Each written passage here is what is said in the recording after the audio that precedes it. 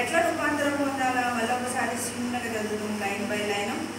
మీరు ఈ లోక మర్యాదను అనుసరించకూడదు అని అంటున్నాడు.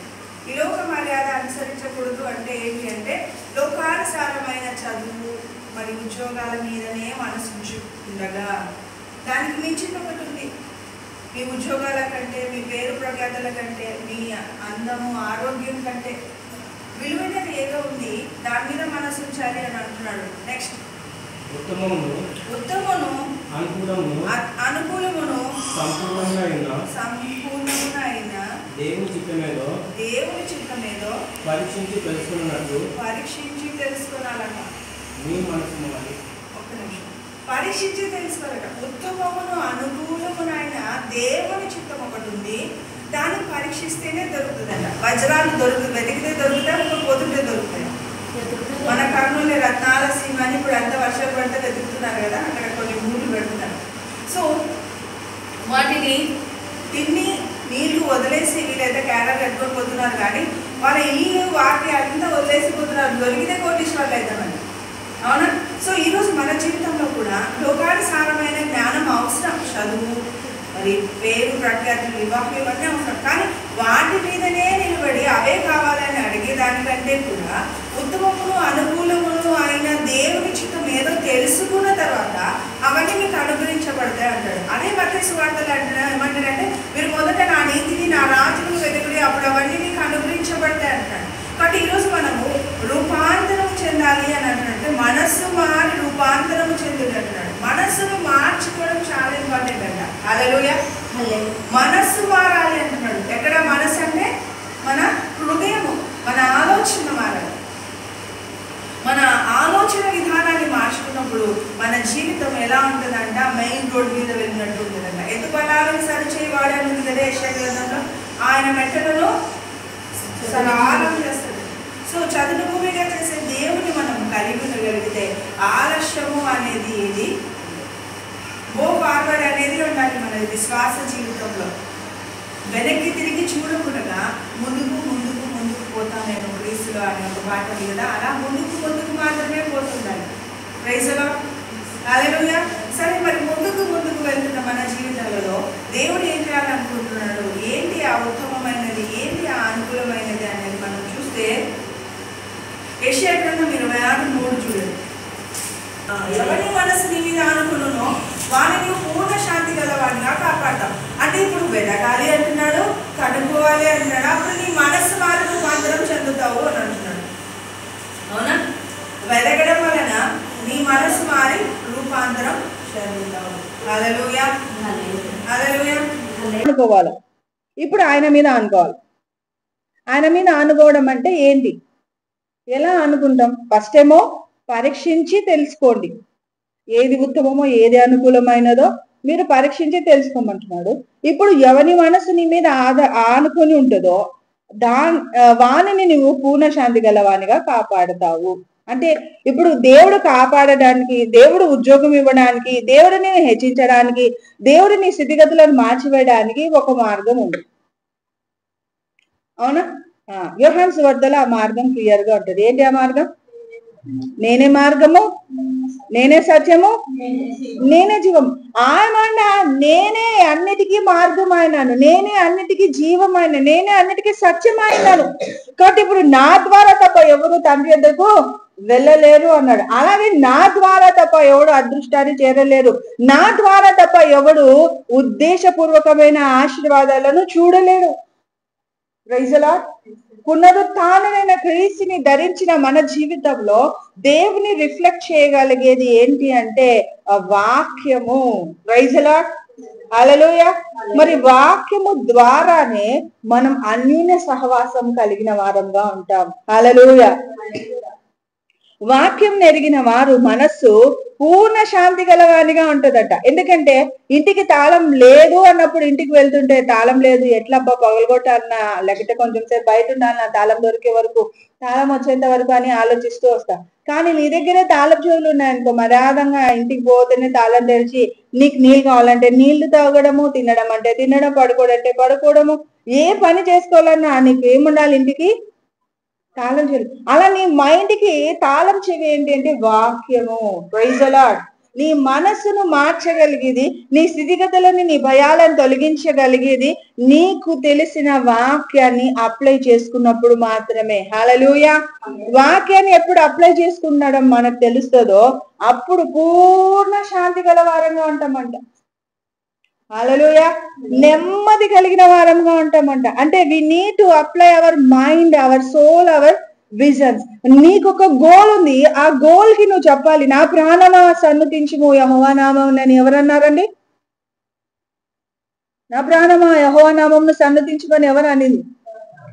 ఎందుకు అలా అన్నాడంటే ఆయనకు తెలుసు దేవుని సన్నతించడం వలననే, రోజు రోజు దేవుని వాక్యాన్ని నెమరు వేసుకోగలుగుతున్నందువలననే మరి ఆయన మహారాజు కాగలిగినాడు. ఎన్నిసార్లు నెమరు వేసుకున్నాడు ఆయన?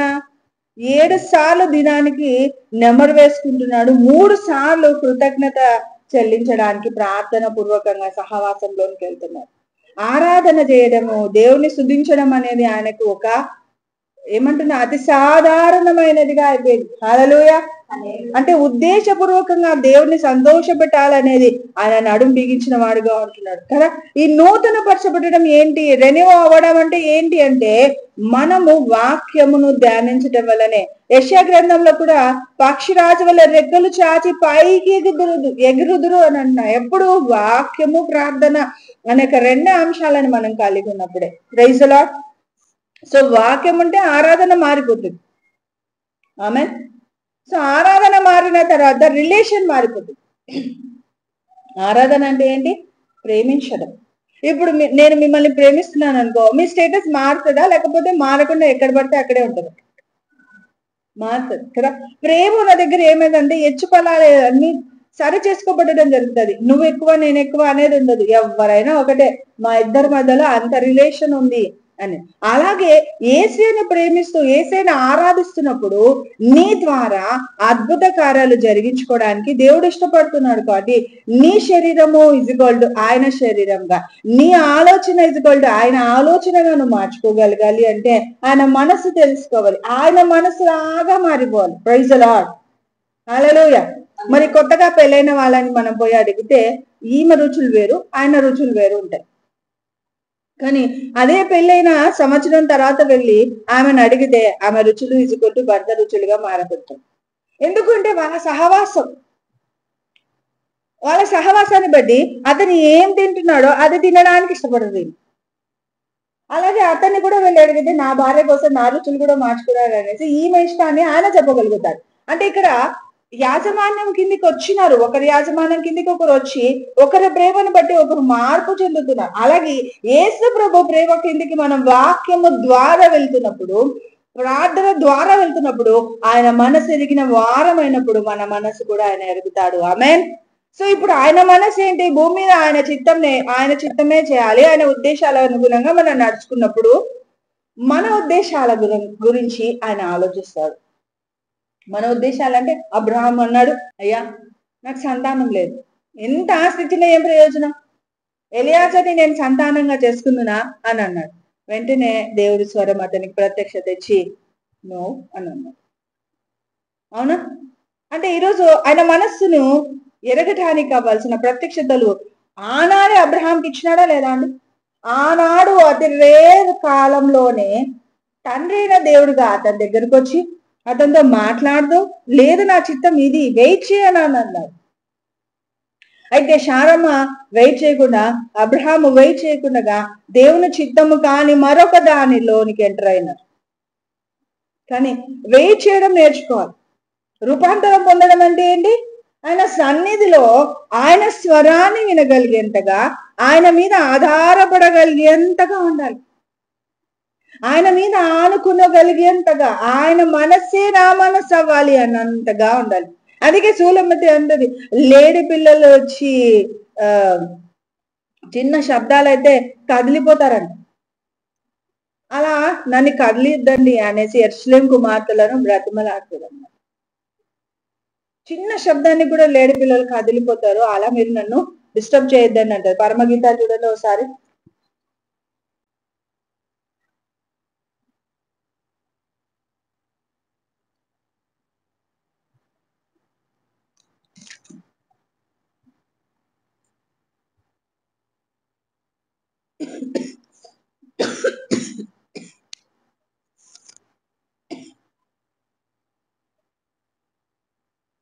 యెరూషలేము కుమార్తెలారా, పొలములోని ఇరులను బట్టి, లేళ్లను బట్టి, ఇరులు అంటే దుప్పులు, లేళ్ళు అంటే ఆ అవి జింకలు, ప్రేమ చేత మీ చేత ప్రమాణం చేయించుకొని లేచుటకు ప్రేమకి ఇష్టమవుతున్నారు ఆగు వరకు, అంటే దేవునికి ఇష్టం అయ్యేంత వరకు నన్ను మీరు లేపొద్దండి. మీరు లేపకయు కలత పరచేకయు నుండుడని నేను మిమ్మల్ని బ్రతిమాలు కొనుచున్నాను. దేవుడంతటా దేవుడు ఇంకా లేపో అనేంత వరకు మీరు నన్ను లేపొద్దండి, నన్ను డిస్టర్బ్ చేయొద్దండి దయచేసి. బికాస్ లేళ్ళు దుప్పులు అంటే చిన్న శబ్దానికి కూడా కదిలిపోతాయంట. ఒక్క చిన్న శబ్దం వచ్చినా కూడా అవి పరిగెత్తినాయంటే ఇంకా వెనక తిరగకుండా నీళ్లు కనిపించేంత వరకు పరిగెత్తుతాయి అంటారు. ఎందుకు తెలుసా? నీళ్ళలోకి వెళ్ళి దాచిపెట్టుకుంటాయంట జింక పిల్లలు. హల్లెలూయా. నీళ్ళు అంటే వాక్యానికి సాదృశ్యంగా ఉంది కదా, జింక ఆత్మీయతకు సాదృశ్యంగా ఉంది. మరి వాక్యంలోనికి వెళ్ళి దాచిపెట్టుకుంటాయంట.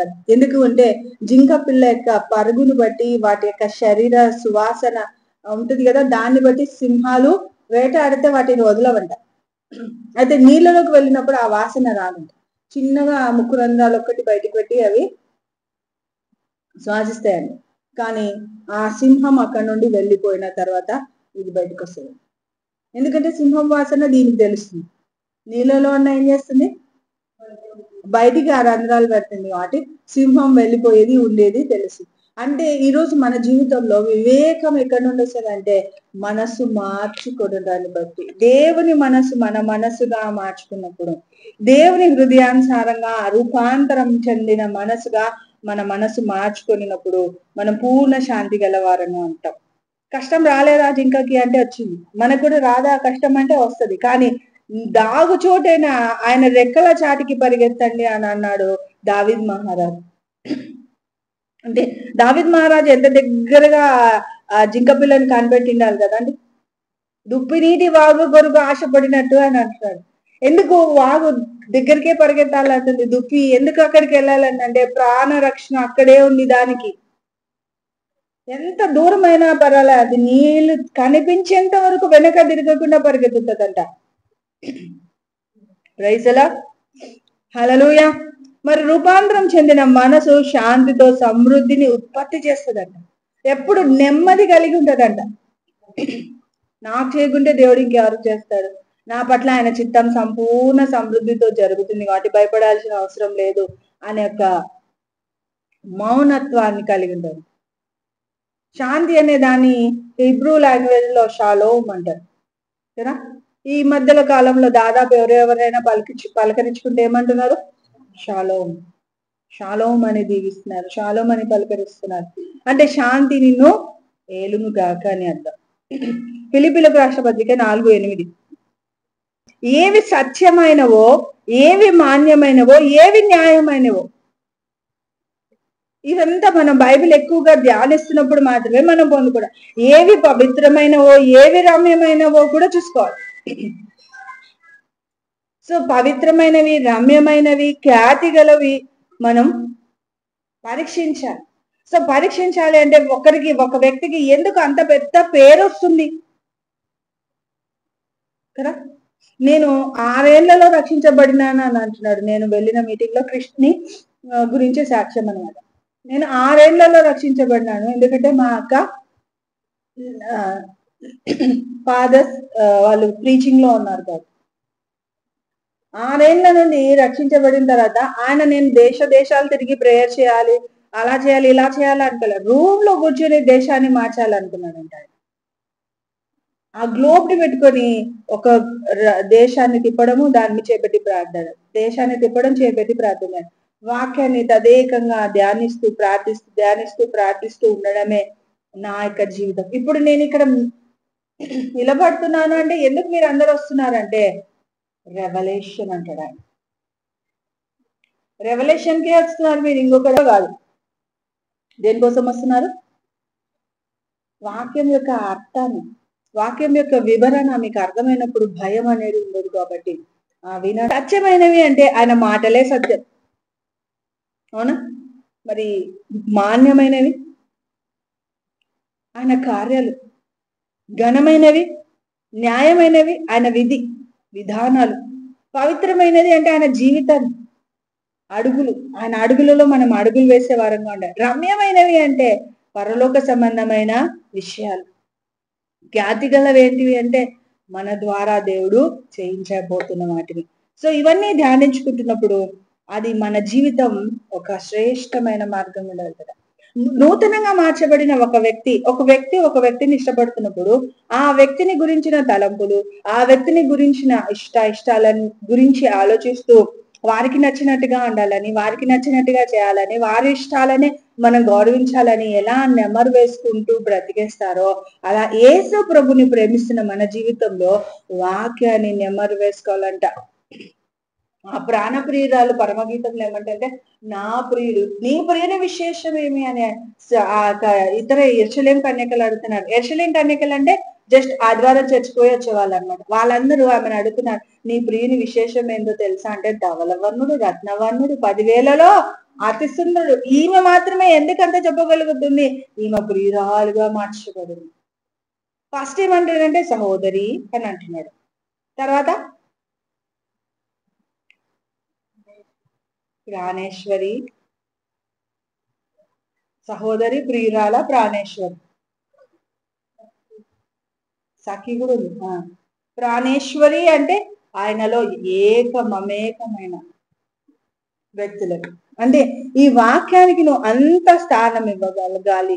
నీ యొక్క పరిస్థితులకు కాదు, నీ యొక్క ఇష్టాలకు కాదు అని చెప్తున్నాడు. మరి విజయము, మరి శ్రేష్టమైన ఆశీర్వాదము, తర్వాత ఘనత, కీర్తి అన్నీ నీకు ఇక వాక్యమే అనుభవించబడుతుంది. అంటే నువ్వు నడుస్తూ పోతున్నప్పుడు ఏం ధ్యానించాలి? Because you are the temple of God. నువ్వు దేవుని ఆలయమైన. మనం చర్చికి వెళ్ళడం లేదు, రోజు ఎక్కడ ప్రేయర్ జరిగితే అక్కడికి వెళ్ళే వాళ్ళము. ఈరోజు వెళ్ళడం లేదా అని కృంగిపోవాల్సిన అవసరం లే. నువ్వు ఎక్కడుంటే అక్కడ దేవుడు వస్తాడు. హల్లెలూయా. ఆ రోజు మాట్లాడిన వాక్యాన్ని నువ్వు పొద్దుగాలి, వాక్యాన్ని నువ్వు అన్వయించుకోవాలి. Praise the lord. యెహోషువ 1:8 నీకు నువ్వు బోధించుకోమనుంది.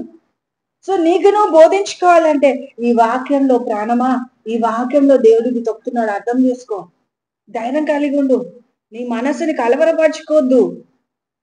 దావీదు మహారాజు అట్లనే అన్నాడు కదా, నా ప్రాణమా యెహోవాను సన్నిధించుము అని అన్నాడా? అంటే నా ప్రాణమా యెహోవాను సన్నిధించుమని ఎందుకు అంటున్నాడంటే ఆయన దగ్గరికి వెళ్తేనే నాకు ధైర్యము, ఆయనైతేనే నాకు ఓదార్పు, ఆయనైతేనే నాకు నెమ్మది. కాబట్టి ఆయన బోధించుకున్నాడు. వేరే వాళ్ళకి బోధించమని చెప్పలే. ఎవరికి బోధించుకోవాలంట? మన ప్రాణానికి మనం బోధించుకొని మనం ఉజ్జీవింపబడాలి, మనం ఉత్తేజపరచుకోవాలి. హల్లెలూయా. సమృద్ధిని అప్పుడు మనం చూడగలుగుతాం. కొలసీలకు రాసిన పత్రిక 3:16 చూద్దాం. పాటలు పాడుతూ దేవుని ఆరాధించాలి. నెక్స్ట్ కీర్తనలు అంటే సంగీతం వేరు, కీర్తనలు వేరా? సంగీతం అంటే వాయిద్యాలు వాయిస్తూ మంచి పాటలు పాడుతూ ఆత్మ సంబంధమైన పద్యములు అంటే నీకు నువ్వు సొంత స్వరకల్పన చేయగలిగే వాక్యాన్ని నువ్వు నీ హృదయంలో నింపుకుంటూ. వాడంటే తెల్లగుంటాడు, అందంగా ఉంటాడు అని చెప్పలే, ఆయన పద్య రూపంలోనే చెప్పింది ఆమె. ఆయననే రాసింది జ్ఞానైన సల్మోన్ మహారాజు. సో అక్కడ ఏమంటున్నాడు? నా ప్రియుడు ధవలవర్ణుడు, రత్నవర్ణుడు, 10,000లో అతి సుందరుడు అని. అంటే ధవలము అంటే తెలుపు, ఆయన పరిశుద్ధతలో మాన్యుడు, ఆయన తప్ప ఇంకొకడు లేడంటుంది. రత్నవర్ణుడు అంటే ఆయన నా కోసం ప్రాణమును వెలగా చెల్లించి రక్తసిక్తమైన వ్యక్తిగా అన్నాడు. ఎప్పుడు? ఓల్డ్ టెస్టిమెంట్ లోనే. అంటే ఆయన ఎంత భక్తి చేసి ఉండాలి కదా, ఎంత భక్తి చేసి ఆ మర్మాలు బయలుపరచబడి ఉంటాయి. ధవలవర్ణుడు, రత్నవర్ణుడు, 10,000లో అతి సుందరుడు, ఇక ఎక్కడ దొరకని గొప్ప సౌందర్యం ఆయనలోనే ఉంది అని అంటున్నారు. హల్లెలూయా. సో ఈ వాక్యాన్ని మనం అన్వయించుకుంటే ధైర్యము, నెమ్మది, శాంతి, సమాధానంతో కూడిన ఉజ్జీవాన్ని మనం పొందుకుంటాం. మరి శాస్త్రవేత్తల అందరికీ జ్ఞానం ఎక్కడి నుండి వచ్చింది? వాక్యం ద్వారా. నక్షత్రము ఒక రాష్ట్రంలో ఒక దేశంలో పుడుతుంది అనేది ఎలా చూడగలిగినారు అంటే వాళ్ళు నక్షత్రాలను పరిశీలించి ఖగోళ శాస్త్రంలో తెలుసుకున్న విధానాన్ని బట్టి మళ్ళీ గ్రంథాలు చదివినారు. వాళ్ళు గ్రంథాలు చదివే అలవాటు, వాళ్ళకి ఈ గ్రంథం ఆ గ్రంథం అనేది ఉండదంట. జ్ఞానాన్ని ఆపార్జించాలి అంటే, ఆస్వాదించాలి అంటే ఖచ్చితంగా వాళ్ళు గ్రంథాలను చరిత్రను తిరిగేస్తారంట. కాబట్టి ఈరోజు ఎవరు అనేది కాదు, నువ్వు విశ్వాసివా అవిశ్వాసివా క్రైస్తవమా కాదా అనేది కాదు. ఎలా ఉండాలి అంటే దైవికమైన కృపను పొందుకున్న వారుగా ఉండాలి. హల్లెలూయా. దైవిక సమృద్ధిని కలిగిన వారంగా ఉండాలి. హల్లెలూయా.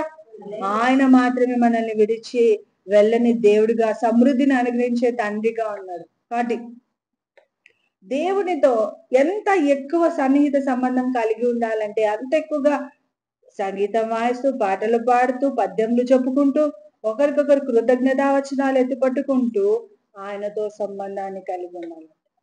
అంటే నీకు బాధ కలిగినప్పుడు ఏం చేయాలా? పాటలు పాడాలి. సంతోషం కలిగినప్పుడు ఏం చేయాలా? కవిత్వం చెప్పుకోవాలి. రైసలా అవునా? కవిత్వం నాకు రాదక్క, భాషలు మాట్లాడు. నీకు తెలియని భాషలో దేవుడితో నువ్వు మర్మాలు పలుకుతున్నావు అని అంటే, దేవుడితో నువ్వు అన్య భాషలో, మాకు ఈజీగా అన్న ఒక మాట అనేవాడు, భాషలు మాట్లాడేటప్పుడు మనకేం అర్థం కాదనుకో, ప్రేమ భాష మాట్లాడాలంట. ప్రేమ భాష అంటే మళ్ళీ ఏమో అనుకోద్దు, అదే కొంచెం స్వరం మార్చండి, అదే కొంచెం స్వరం మామూలుగా సీరియస్ గా మాట్లాడాలా, దయాలను వెళ్ళగట్టాలంటే స్వరం మార్చనేవాడు అనమాట. ప్రైజ్లా అంతే కదా. మామూలుగా మాట్లాడేటప్పుడు మామూలుగా మాట్లాడతాం, ప్రేమ మాట్లాడు నన్ను నీనా అని స్టైల్ మార్చాలి. అయితే దయాలకు వెళ్ళగట్టాలంటో స్వరాన్ని మార్చి కళ్ళని పెద్దగా వేసి మనం యాక్ట్ చేయాలి. సో అలా మన లైఫ్ స్టైల్ ని మనము సాతానుకు భయపట్టించే విధంగా ఉండాలి. సాతానుని అసలు లెక్క చేయని విధంగా మార్చుకోగలగాలి. Praise the Lord. హల్లెలూయా. అంటే మనం తెలియని భాషలలో మాట్లాడినప్పుడు అది ఆయనకు పద్యములుగా లేకపోతే ప్రేమ భావముగా వెళ్ళిపోయి దేవుడు ఆగ్రహించే విధంగా ఉంటది. హల్లెలూయా. దేవుడు మనల్ని ఆగ్రహిస్తే అంట ఖచ్చితంగా లోకాన్ని జయిస్తాం. Praise the lord. దేవుడు మనల్ని అంగీకరిస్తాడు. హల్లెలూయా. దేవుడు మనల్ని సమృద్ధితో నడిపిస్తాడు. Praise the Lord. అలాంటి కృప మనకు తోడైందును గాక. మరి ఫిలిప్పీలకు రాసిన పత్రిక 4:8 చూద్దాం.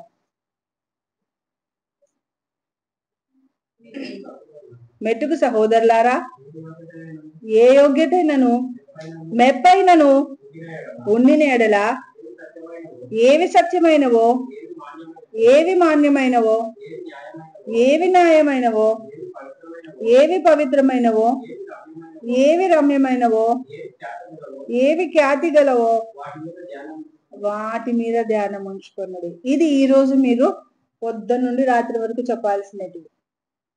ప్రభా, సత్యమైనట్టు తెలుసుకోవడం నాకు నేర్పి, రమ్యమైన వాటి మీద మనసుంచడం నాకు నేర్పి, పవిత్రమైన వాటి మీద మనసుంచడం నాకు నేర్పి. నడుస్తున్నా అదే కన్ఫెషన్ చేయాలి, పోతున్నా అదే కన్ఫెషన్ చేయాలి, కూర్చున్నా లేచినా. ఇప్పుడు మీ పక్కన నీడ ఉంది కదా, నీడ ఎంతమంది కనబడుతుంది చూడండి. పక్కన నీడ కొంతమంది కనబడిస్తా లేకుంటుంది కదా. ఆ నీడ మీద ఇట్లా చేయండి, ఈ నీడ బ్లెస్ అవ్వాలని ఆశీర్వదిస్తున్నా ప్రభా అనండి. అప్పుడు మీ నీడ పక్కన వాళ్ళ మీద పడితే నీడ అద్భుతం జరుగుతుంది. హల్లెలూయా. ఎందుకంటే ఆది అపోస్తలుల నీడ బ్లెస్ చేసినాడు కదా, ఈరోజు నా నీడ బ్లెస్ అవ్వాలని అన్నాడు. అలాగే వస్త్రాలలో సెంటర్ ఎక్కడ మీ వస్త్రాలను మీ మీద వస్త్రాలలో సెంటర్ మీద ఇట్లా చేసి ఈ వస్త్రాలను అభిషేకిస్తున్నాను ప్రభా, ఇవి ఎవరినైనా తాకినప్పుడు దీవించబడును కాక, వాళ్ళలో ఆ ప్రజెన్స్ ఫీల్ అవుతుంది కాక. ఆమేన్. సో వాక్యం ఎందుకు చదువుతున్నామంటే మనం కొత్తదనాన్ని చూపించడానికి. Next man. సో దేవుని యొక్క మహిమోన్నతమైన కృపను బట్టి కొంతమందికి కొన్ని రకాలుగా ఉంటుంది. అయితే నేను అలా చేసేదాన్ని కాదండి.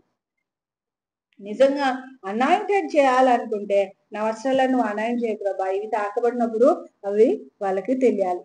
నేను అడిగి పట్టుకోండి అన్నప్పుడు కాదు, ఆటోమేటిక్ గా దే హ్యావ్ టు టెల్. అలా దేవుని నేను అడిగేదాన్ని, ప్రభా బ్లెస్ చేయి నా వస్త్రాలను. కర్చీప్లను పట్టుకుంటే స్వస్థత అవుతుంది అనేది మనకు కర్చీప్లు అమ్ముతున్న విధానాన్ని బట్టే తెలుస్తుంది కదా.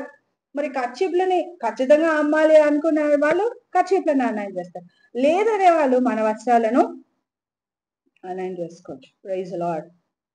మన అడుగులని అనాయన చేసుకోవచ్చు. మనం ఆయిల్ అనాయన చేసినట్టుగా ప్రతి దాన్ని అనాయన చేయొచ్చు. ఎప్పుడు నీ నోరు ఆయన నోరుగా మార్చబడినప్పుడు, నీ మనసు ఆయన మనసుగా మార్చబడినప్పుడు, నీ ఆలోచన విధానం ఆయనతో మింగిల్ అయినప్పుడు, హల్లెలూయా, ఆయన నువ్వు ఒకటే అనే భావం నీకు వచ్చినప్పుడు అద్భుతాలు జరుగుతాయి. Praise Lord. Hallelujah. Yes, he can do everything through us. మనం కావాలి దేవుని. ఆమేన్. మనం కావాలి. సో ఎప్పుడు మనం దేవునికి అవైలబుల్ గా ఉన్నాము అని అంటే దాన్ని వాడుకుంటాడు. ఈ ఫోన్ నాకు అవైలబుల్ గా లేకుంటే నేను దీన్ని వాడుకోవడం వ్యర్థమే. అవునా? ఇది నా చేతిలో ఉండి నాకు మాట వినకపోతే దీన్ని నేను వాడుకోవడానికి ప్రయోజనమో లేదని చెత్తబుట్టలో వేస్తా. అలాగే దేవుడి చేతిలో ఉండడానికి నువ్వు ఇష్టపడకపోతే ఆయన నిన్ను పక్కకు పెట్టేస్తాడు. కానీ నేను నీ చేతిలో ఉండగలిగే ఒక పాత్రని నువ్వు నన్ను ఏ విధంగా వాడుకుంటావు వాడుకో అని నీకు నువ్వు ఆయనకు అప్పగించుకుంటే మాత్రం ఆయన వాడుకోవడానికి సిద్ధంగా ఉన్నాడు. బాధ, ఇబ్బంది, మరి వస్త్రహీనత, ఘనహీనత, ధనహీనత అనే ప్రాబ్లమ్స్ అన్నిటిని క్లియర్ చేయాలని కోరుకుంటున్నాడు. ఆమేన్. అయితే నువ్వేం చేయాలా? ఈరోజు ఫిలిప్పీలు 4:8 మెడిటేట్ చేయాలి. ఆమేన్. హల్లెలూయా, హల్లెలూయా. ఒక్కసారి మీరు ఒకరికొకరికి పట్టుకొని ఆ వాక్యాన్ని చెప్దామా? ఈ రోజు నుండి నువ్వు రమ్యమైనవి తెలుసుకోవాలని, ఈ రోజు నుండి నువ్వు పవిత్రమైనవి తెలుసుకోవాలని. Sister, I'm going to bless you అని చెప్దాం. పక్క వాళ్ళని షేకండి ఇవ్వండి. బ్రదర్స్, సిస్టర్స్ ఒకరికొకరు చేతులు పట్టుకొని మనం మీరు బ్లెస్ అవ్వాలనుకో. రమ్యమైనవేవో తెలుసుకోండి, మాన్యమైనవేవో తెలుసుకోండి, ఏవి కీర్తి గలవో తెలుసుకోండి, ఏవి ఉత్తమమైనవో తెలుసుకోండి.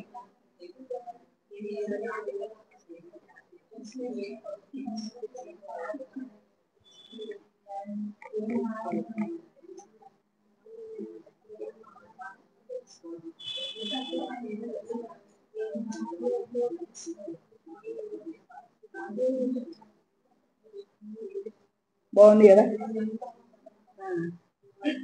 సో మనం ఏం చేయాలా? ఈరోజంతా ప్రభా రమ్యమైనది ఏంటిది అనే ఆ రమ్యమైన పదానికి సంబంధించిన కొన్ని స్తుతికి సంబంధించిన పదాలను మీరే క్రియేట్ చేయండి. రాయండి, పెన్ను పేపర్ తీసుకోండి. ఖచ్చితంగా రమ్యమైనవి. ఏమి రమ్యమైనవి?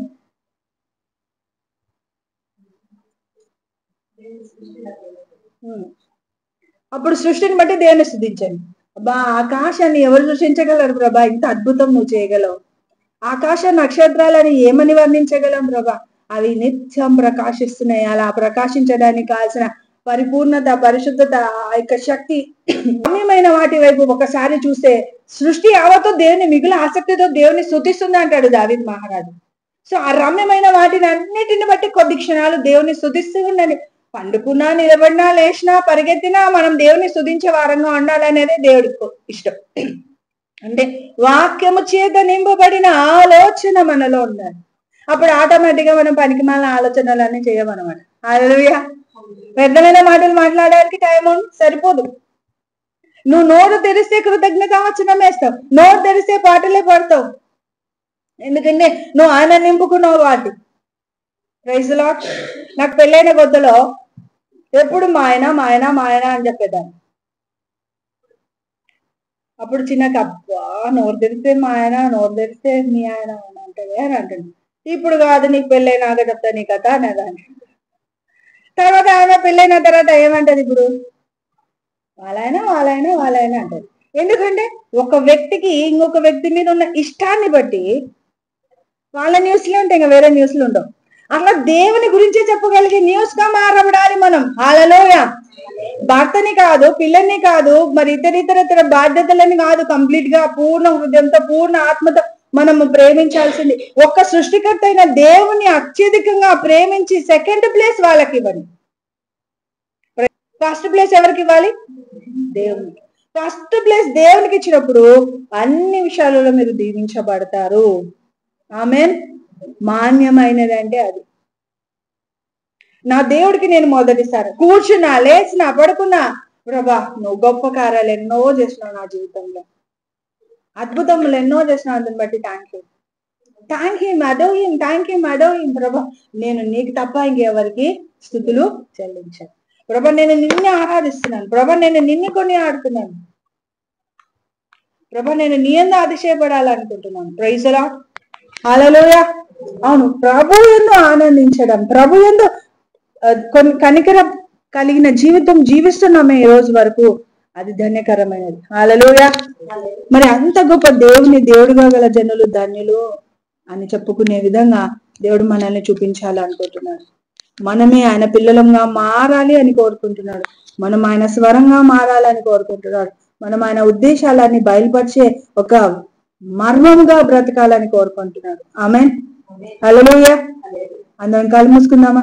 ప్రభా నేను నిన్ను చూపించాలనుకుంటున్నాను, నేను నిన్ను కొనియాడాలనుకుంటున్నాను, నా ద్వారా మీరు మహిమ నొందాలని ఆశిస్తున్నాను అన్న.